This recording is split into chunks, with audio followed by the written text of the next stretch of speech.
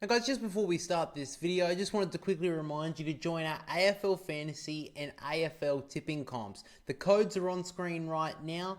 All you have to do with the tipping comp is download the ESPN Footy Tips app and join up to the league. And if you win either the AFL Fantasy League or the AFL tipping comp, you will win a $100 gift voucher to the AFL store. So make sure to click the links down below, join up, and let's have some fun. But for now, let's get into today's video. Let's take a look at the best pods for AFL Fantasy in 2025. So if you don't know what a pod is, basically it's a player of difference. A player that isn't really popular to pick from.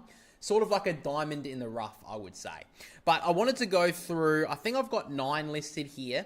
And I think I've got like 3 from different price ranges. I've got 3 that are like the top end between about whatever the top price is and 800k.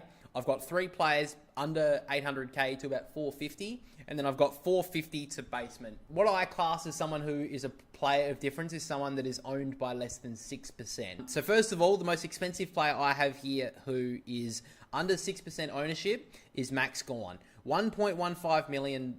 So very expensive.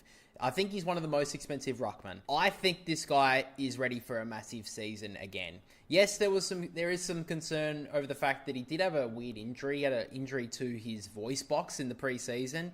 But this guy, throughout the majority of the second half of 2024, played through injury.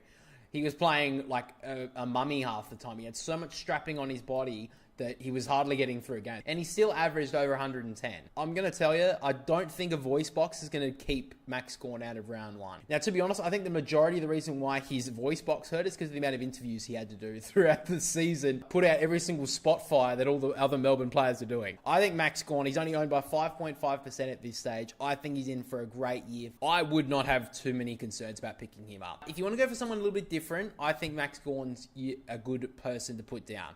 Next player here, 841 is his price. It's Trent Rivers. He's owned by 2.1%. He's a defensive midfielder. If he gets midfield minutes, especially now with the news that Christian Petrarca could be missing some of the early parts of the season, Trent Rivers moved into the midfield for the Demons last year. I think he's going to get some midfield minutes. I think he's a good user. He gives a little bit of difference on the fact that Petrarca, Oliver, Viney, a lot more stoppage players. Rivers has a little bit more class, a little bit more polish, and I think that Melbourne can use that going into the season. So I think Rivers is actually a very good choice. Now, again, you do have players around that mark. You have Jaden Short, Kircher, Mills. These are the players that a lot of people are picking from. But if you want to pick someone different, I think Trent Rivers is a good choice in your defensive midfield place. I feel like they want to get the ball in his hands, Trent Rivers, especially when they have so many issues up forward, Melbourne. I think that if they've got better distributors like a Trent Rivers getting it into that forward line, I think that they'll be looking for him more to get the footy. So that's why I'm kind of looking at Trent Rivers. I actually maybe go pick him up. I don't have him at this stage, but I think he's a good choice. Next one, and I think this guy's very much flown under the radar. He moved clubs in the off-season. Alex Neil-Bullen. 811 is his price. A forward midfielder. Obviously, he was at Melbourne last year. He's moved to the Adelaide Crows. He's owned by 1.1%. This seems extremely low for a forward. I think you watch this. I don't think you dive straight in right now. If you see or hear news that Alex Neil-Bullen is playing midfield for the Adelaide Crows, I think you lock him in. I think that they've got players that they've brought in like James Peatling and that. They may give some minutes to players like Isaac Rankin as well.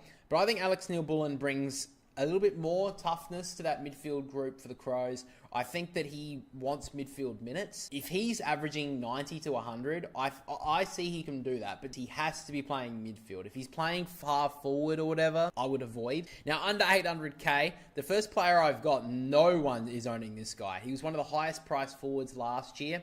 Had a pretty poor season in 2024, but the quality of this guy, I think he can bounce back. Toby Green. 751. He's owned by 0.75%. He's a straightforward. Was one of the best forwards in 2023, like I said. Had quite a poor 2024. I can't see him having another poor year. He's the captain of the Giants. I mean, in the finals, in that final against Brisbane, he stood up at stages, but when he tapered off, the Giants really fell off in that second half. I think Toby Green is a real watch, a real wait and see. He's getting a little bit older now, but I think if he has a good couple of games to start the season, or you want someone a little bit different, someone around that price where you got McRae, you can look at this. I think it's a wait and see, but 751 for the quality of a guy who could average over 100 or at least over 90 at his quality, he's a guy who's prone to getting 20 touches and 2 or 3 goals a game.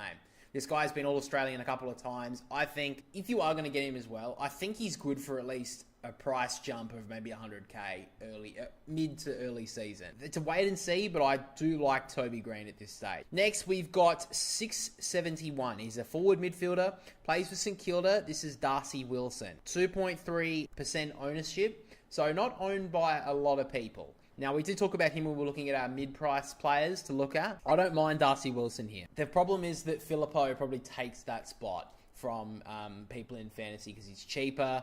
He seems to have had a really good preseason. But I would just keep an eye on Darcy Wilson early, especially in preseason games. You obviously got the match simulation coming up, and then you've got the preseason game. I don't know who St Kilda play, but just keep an eye on Darcy Wilson because he's a runner. He'll run all day. He's durable. He played in the majority of the games for St Kilda last year, but I think he'll take over from Brad Hill in the future. So I think he's very much a wait and see. And that forward line, like I said, you can kind of experiment there. So I think Darcy Wilson's a real look at. After that, we have Riley Sanders from the Western Bulldogs. $6.56 in price. Owned a little bit more than a couple of I've mentioned previously, 5.8, so he's starting to move up a little bit. Forward midfielder though, but with McRae leaving and Daniel leaving, there's a position move into the midfield. They lost a couple of midfielders in the last couple of off seasons. You think of Dunkley. There could be a spot for a young midfielder to get a couple of games. I think that Riley Sanders is one to just keep an eye on. Could potentially get some midfield minutes, and he played in and out of the team last year. So 6.56 is pretty decent for a guy who was got subbed out in games. So just there's a lot of potential here for Sanders. So just keep an eye on him. Now the last couple I want to take a look at, these guys are all priced under 450k. First of all is Nathan O'Driscoll. This guy probably isn't talked about enough. He's owned by 4.1%. He's a straight midfielder, plays for Fremantle if you don't know. Best on-ground performance in the 2024 Peel Thunder Premiership win, so in the Waffle. I think this kid's ready to go in 2025. This guy's had huge raps on him in the preseason for Fremantle. Played a lot of midfield in his match simulation recently. I think they're going to try and get youth through that midfield for Fremantle. You've got the likes of Brayshaw, Young, who's going to be playing a little bit more forward, I think, this year as well. You also got Sarong as well. But I think O'Driscoll could be potentially moving into that lineup. There have been talks that he's in their best 23. So I think just look at him. He's priced at 441, so that's very low.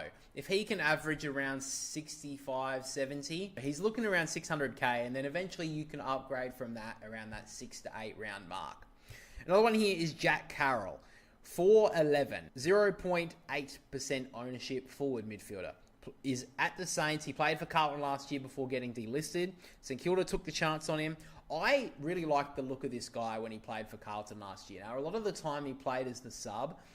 I wouldn't be locking this one in by any means. But again, wait and see. Watch his preseason. See if he gets games for St Kilda in the match simulation in the preseason games.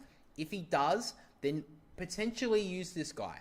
I think he's a good user. He's a good runner. It plays into that St Kilda game plan that played towards the end of last season, not the start of the season. The start of the season was woeful. But I think that this guy could have a good season. I just keep an eye on it. And then finally, Caden Cleary. If you've watched the podcast before or listened to me talk, I've sang my raps around this kid for quite a while. He's a Sydney Swan, 244 price, 2.4% ownership. He is a straight forward, but showed signs late last year for the Swans that he had some good forward nous.